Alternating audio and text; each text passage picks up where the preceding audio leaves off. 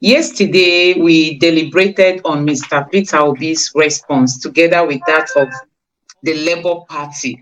And today, we really want to dive deep into that response of Peter Obi and the Labour Party because, like we told you people, that Peter Obi has proven that the opposition don't even have any case, as in his victory is going to come as simple as anything you can call it.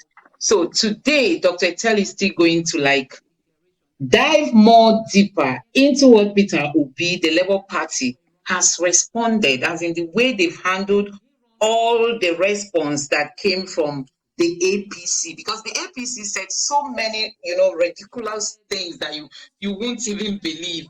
Likewise, INEC. But the Labour Party councils are so smart, they are so intelligent. And you know what? They tackled them very, very well. So, in case you missed that of yesterday, today is also a very good time to getting to know what the Labour Party said, how they tackled Tinubu's council's response and the response that equally came from INEC. So, Dr. Etel, please let me let you in at this time. Just explain to our viewers what the Labour Party came up with after INEC and the APC submitted their own response. Well, having gone, viewers, good day from wherever you are. I hope you enjoy yourself this weekend. It's a good time for us to actually be relaxed.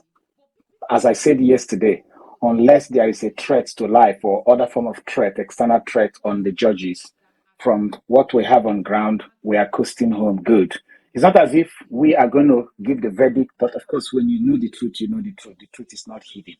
Having gone through the documents, we did have a clip, a video where I spoke that I've gone through the whole document word for word, letter for letter, and paragraph for paragraph. There is only one thing INEC was trying to claim. INEC is trying to say, one, that they comply substantially to the Electoral Act in such a way that the outcome of the election is okay, that the court should allow what they have done to be granted. They further went to say that IREV is not that mandatory. Uploading result to the IREV is not that mandatory. And that even their manuals where they specified how the election will be conducted and their guidelines where they specified the rules, that all those things are just mere documents. And now this is how Labour Party tackled INEC. For every issue that INEC raised, Labour Party was able to bring they went to the Constitution, they went to the Electoral Act, and they brought everything the Electoral Act wrote, which is contrary to what INEC said, and smashed them with it. They also went further to begin to mine all the precedents of the court, especially the Supreme Court. There was a particular quotation that INEC Labour Party made where they said that a high court granted them leave to conduct the election in any way they deem necessary. So Labour Party referred them to the Supreme Court judgment where it is said that any court in Nigeria, whether appeal court or high court or magistrate court, that whatever judgment they give, if there is a judgment like that the Supreme Court has given, the judgment of the Supreme Court overrides. And then Labour Party referred them to where Supreme Court had mentioned, especially in the case of Oyetola versus Adeleke, that beavers and uploading of result to the IREV is part and parcel of the election. To the extent that in that judgment of Oyetola versus Adeleke, Supreme Court did not just say it, they actually went to lift it and print it so that there won't be any avoidance of doubt there. I have the judgment of Oyetola, I have the copy, I've read it. And then the Supreme Court further went to tell them that for the fact that they are saying that the manual and regulation are just mere documents, that it is not mere document. The Supreme Court had said in several judgments, including Shegun Mimiko when he was governor, including the Adeleke versus this Oyetola, and many about 4 judgments Supreme Court had delivered before. And you know the interesting thing, some of those judgments were written by the current Chief Justice of the Federation. They mentioned his name, they referred to the judgment, and they specified it in such a way that there is no hiding place. So that's the way the Labour Party was able to tackle them in all those areas. Another thing they mentioned was the issue of the results.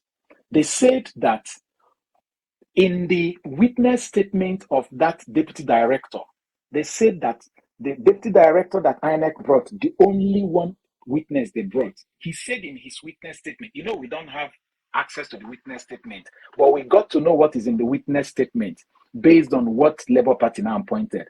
That the witness statement read that when the so-called glitch was eventually corrected, that the results were uploaded and that the collation went on to happen. So Labour Party now asked, according to what Supreme Court had said before, the Supreme Court referred them to, anybody who has been following us here will remember there is a lot of sections of the Electoral Act we always refer to. We refer to Section 47, we refer to Section 60, we refer to Section 64. Do you know that the Supreme Court had referred to those sections also? And now Labour Party referred them to that place and said, the Supreme Court has said, according to the Electoral Act, that the result on the IRF is the result you would depend on when you are making collation, because the physical result brought to you may be problematic due to hijack and other things. Then, this is the hammer. The hammer is this. Labour Party asked them question. If you say you have the result, why did you give us blank certified true copy? And now directed them to the 18,088 polling units.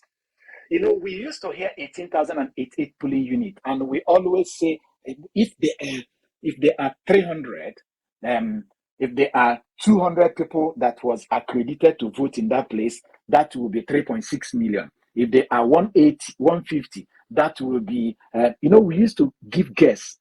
But Labour Party actually have this exact statistics of the numbers of the people that was affected to the last digit. And they quoted it, that it was 2,565,269 people across the nation that was affected by that 18,088 polling unit that was blood. So Labour Party now asked them in that place, if you say that the result, if you give us the blood result as a certified true copy, so which one did you rely on? And then Labour Party referred them again to the Supreme Court judgment, where the Supreme Court had said before that if a document is in question, the person that will be blamed is the person who has the responsibility of producing that document. And because INEC has the responsibility of certifying that document, if they certified a blood copy, it means that blood copy is the only thing they have. Because if they have a clean copy, they should have brought it. So that was how INEC was caged. They don't know what they're going to do because they have submitted. They can't come now and say, oh, we are sorry. We actually have clean copies from IRF. If they have it, they would have brought it. And that is not enough. Do you know that INEC, the Labour Party also identified 39,546 polling units that is inaccessible, meaning they can't even access it. So by the time they merged, and they also know that in that 39,546 polling units, that the total number of accredited voters that was supposed to vote in that place is about 5,532,553 votes. It has the numbers to the last digit. This one is not about. They have it to the last digit.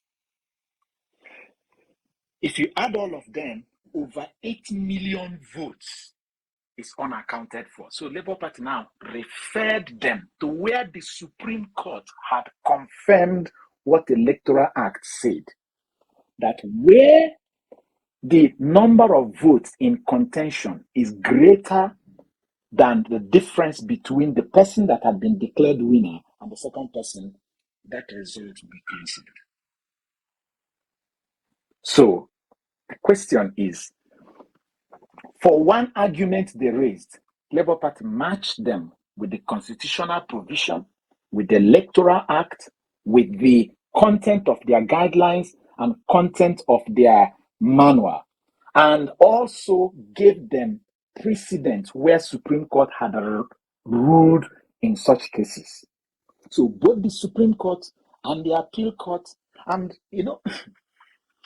they first of all told them that the judgment of the Supreme Court is superior to even that of the Appeal Court and that of the High Court. And they cited rulings, and for about the ratio of Appeal Court versus Supreme Court rulings they cited is, for every one Appeal Court ruling, they will cite 4 Supreme Court rulings everywhere. It's like, do you watch that night? Okay, I don't know. In those days when Super Eagles used to be Super Eagles, when if one striker comes to carry football, about 4 defense will just rush him before them, and the terrible west of Super Eagles. That is exactly what Labour Party did to INEC.